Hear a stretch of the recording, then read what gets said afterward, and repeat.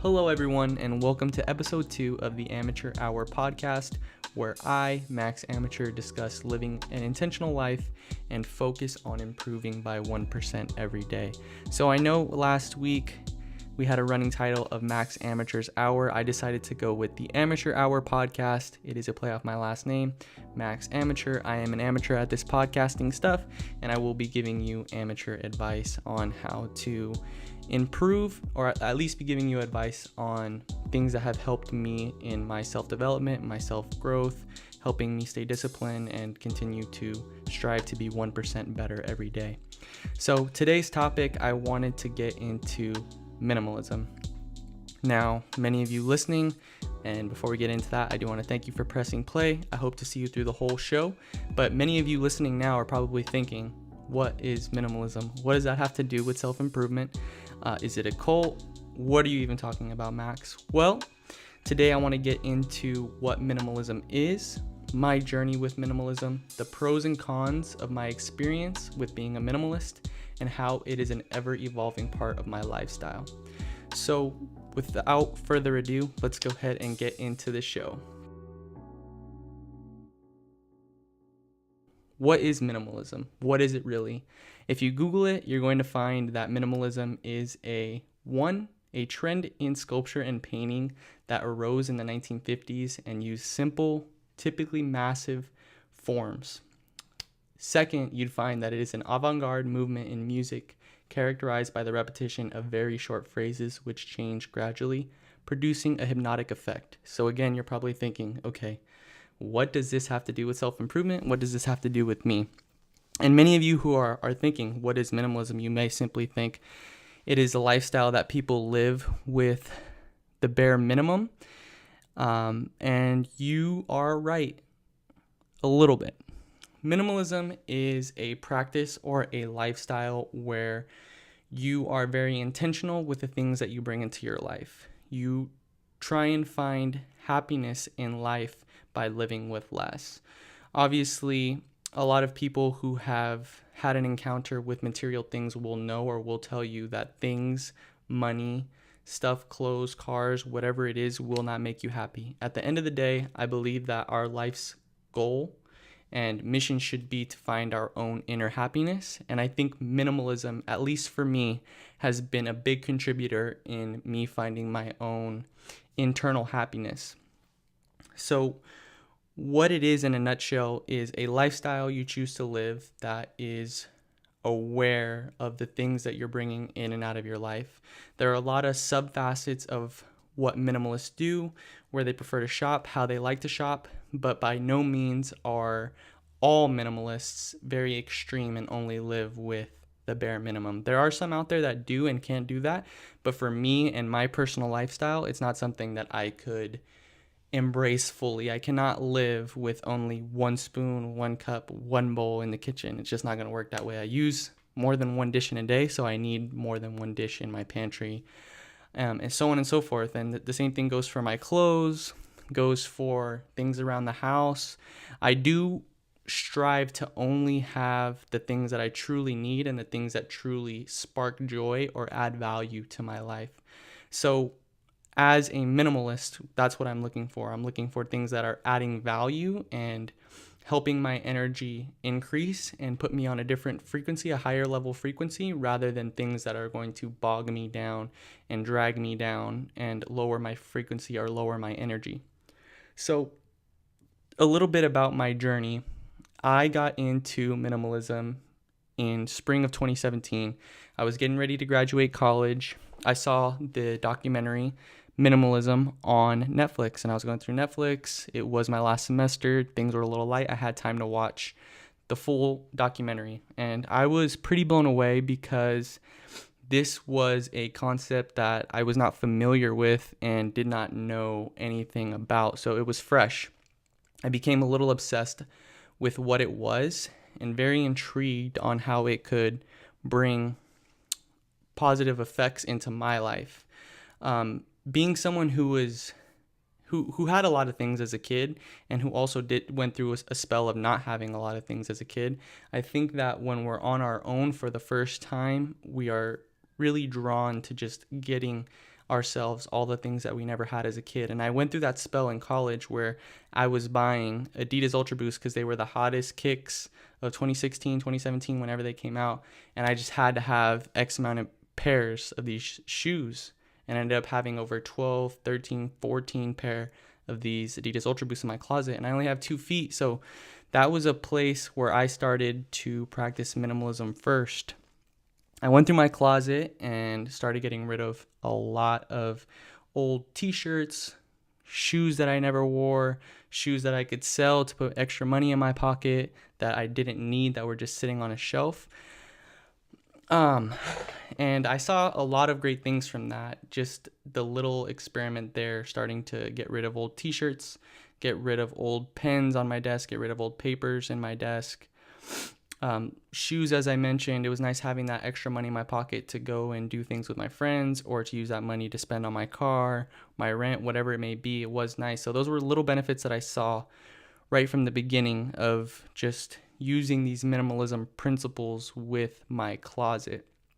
Now, what really got me into wanting to pursue minimalism fully was watching the minimalists who were in the documentary Minimalism. Now, they really go on at length about minimalism in their content. If you check them out, their podcast is The Minimalist, their Instagram Minimalist, YouTube The Minimalist. They're kind of the centerpiece, at least I think from afar, of the minimalism movement that is becoming more and more popular.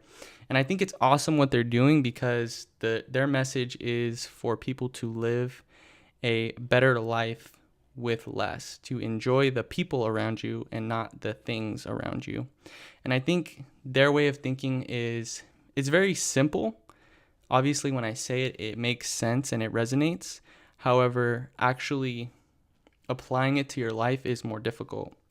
And so from spring of 2017 to spring of 2018, I was on my journey to minimalism.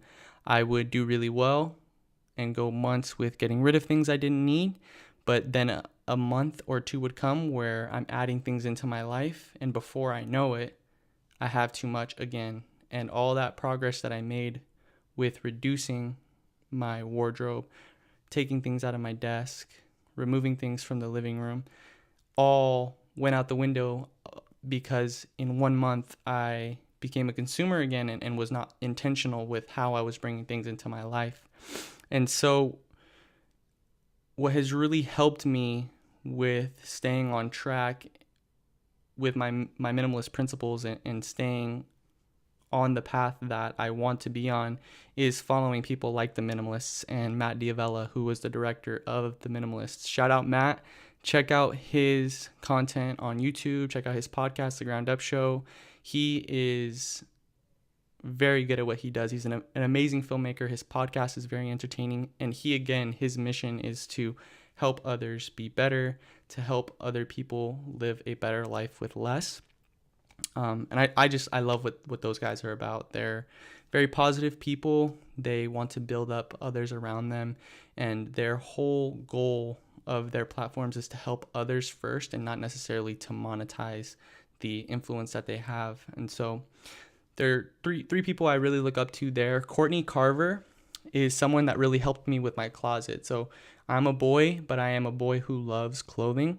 So it was difficult for me to really minimize my closet and really minimize my shoes. If you know me personally, you know that I love sneakers. So it's hard for me not to just impulse splurge, buy a pair of kicks, and have 15 pairs of Nike boxes underneath the bed.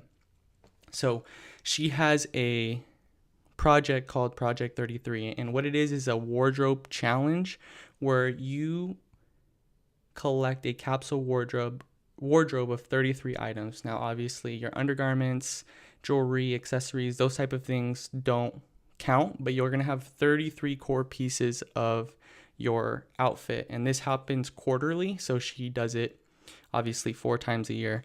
I participated in it last year and was able to get my closet down to 33 items, and I wore them for 3 months. So that's obviously where you get the Project 333, and it was amazing. I noticed that with the clothes that I was wearing, when I got down to these 33 items, they were all things that I loved. And sometimes it would get a little bit challenging. It would get boring where I felt like I was wearing the same outfit too many times. But I also then bonded with my clothes. So when I had to retire my white polo because I got a stain on it, I was very sad. And then that also brought and posed the question, okay, when I bring in another white polo into my wardrobe, I want it to be of high quality, something that's going to last me for a while. So through that project, I not only learned how to get creative with the clothes that I have and the shoes that I have, but I realized that is more than enough clothing for me.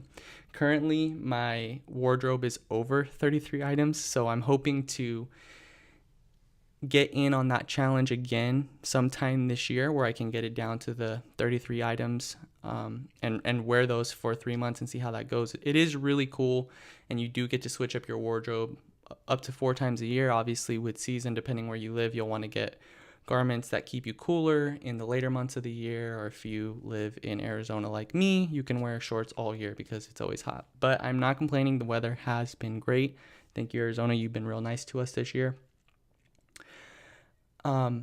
Those are kind of all the thoughts I wanted to express as far as Courtney goes and her project 333, how that affected me. The one thing that I would recommend for people who shop and love to shop is to save your money. Don't go to an H&M, don't go to a Zara, don't go to these stores that are very fast fashion, because not only is fast fashion have a very negative impact on our planet, it's second in terms of pollution to the oil industry, the fast fashion industry. However, you can go and buy yourself a quality t-shirt for, it's probably more than likely going to be 5 to 6 times the price of the shirt at H&M, but you're also going to have it 10 times longer than you would have that H&M t-shirt. After you wash an H&M t-shirt, it normally doesn't even have the same shape, and then you have to go buy a new one. And guess what? You've already bought 2 of those t-shirts, and you could have been halfway to one very nice t-shirt. I don't want to get too much into clothing right now because I plan on doing another episode about sustainable brands and how to curate your wardrobe with things that you love. And so we'll talk a little bit more about clothing then. Another person who came into my life a little bit later, already with me having these minimalist principles established, was Marie Kondo.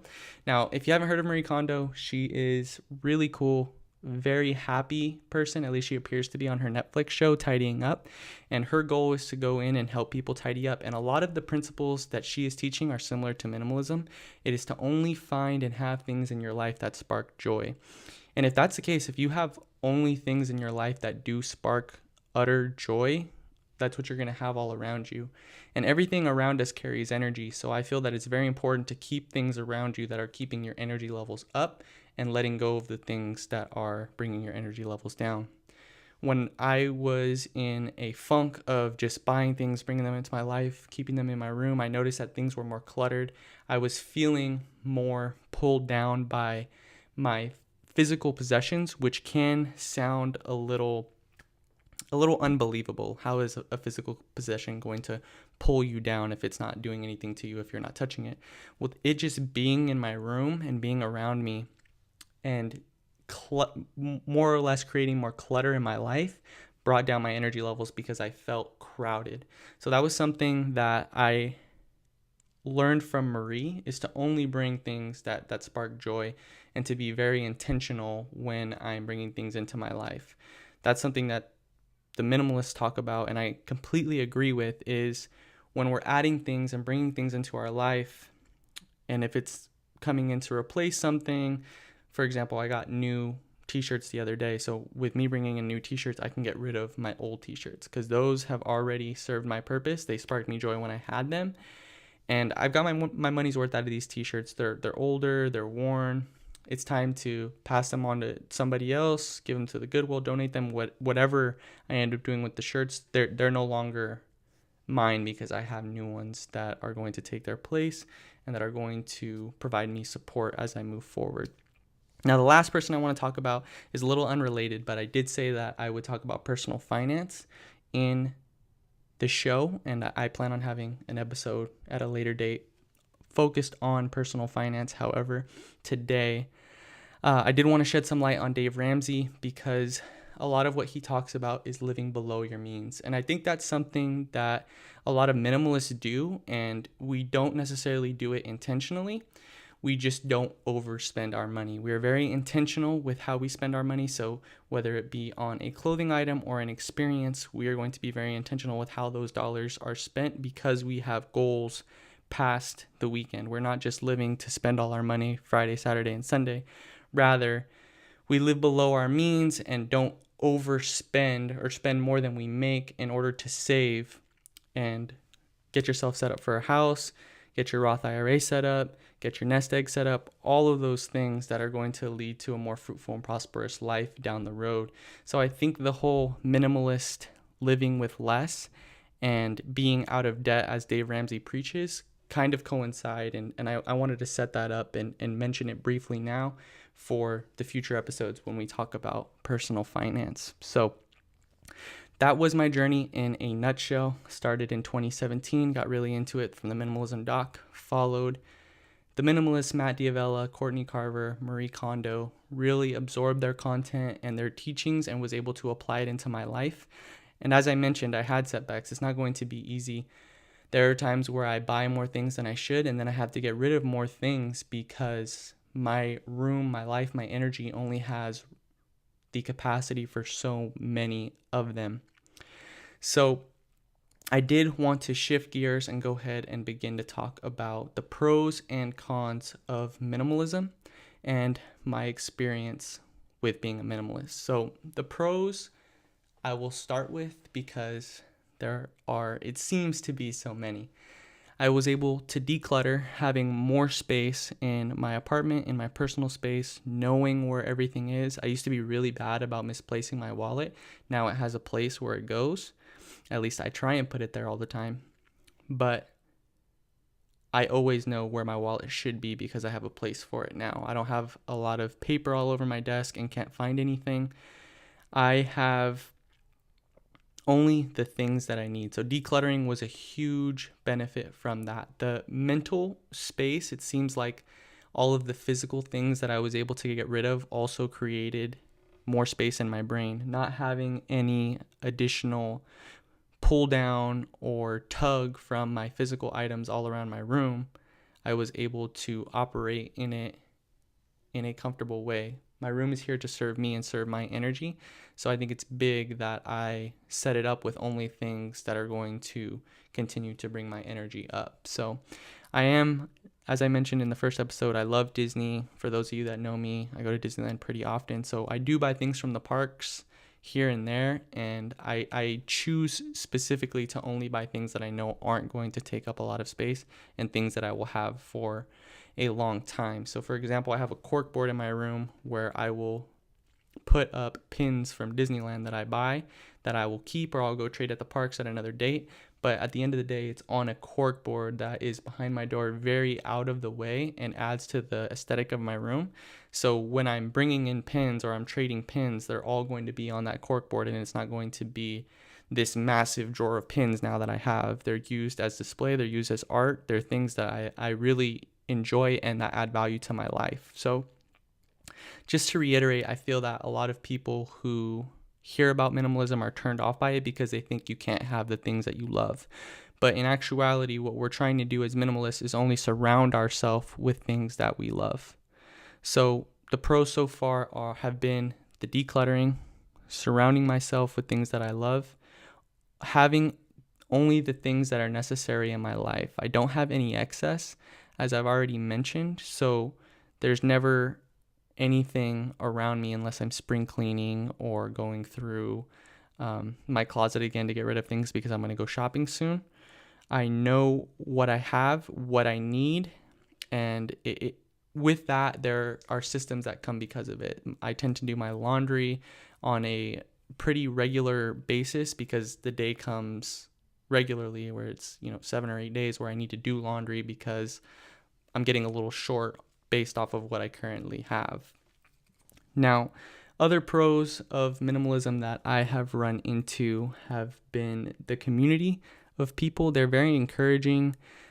It seems that people are all rooting for one another. They want others to not really be stuck in corporate America and be influenced by marketing ads and feel that material items are going to bring us happiness, when in all actuality, no material item could ever bring us happiness. It could bring us temporary joy, which is not something that I am trying to diminish, because it's really, really dope to get something new, to open up a new pair of shoes that you love, to open up a new computer, getting a new phone. Those things are amazing, and it's not like I'm some robot who doesn't get excited about those things, but I know that they're not the end all be all, and the community helps reinforce those type of thought processes that I have.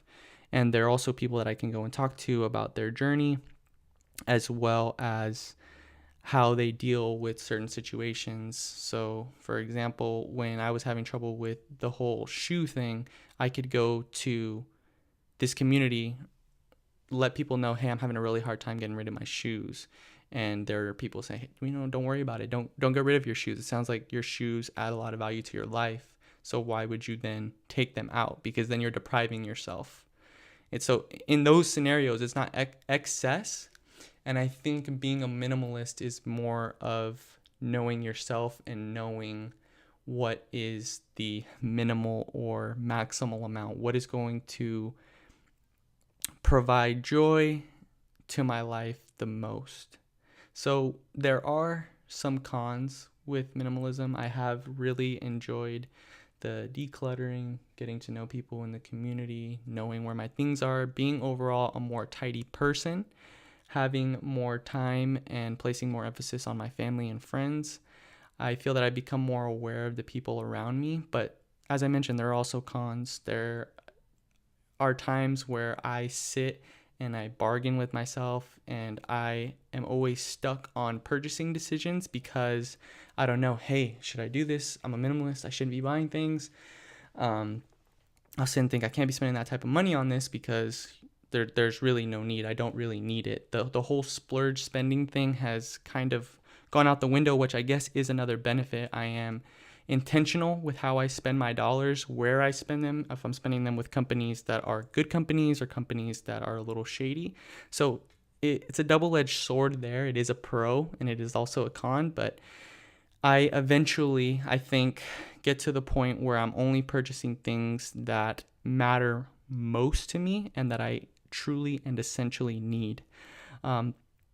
Other cons are that not a lot of people are minimalists. And not that I'm trying to convert anyone or say, hey, minimalism is the way to live.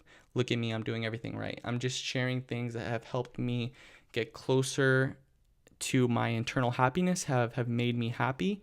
And when I share minimalism with some people, they seem to get a little jaded. They get a bit bored with what I'm saying because they think that I'm depriving myself or that I'm not fun, that I don't have any interests because I am, quote unquote, a minimalist.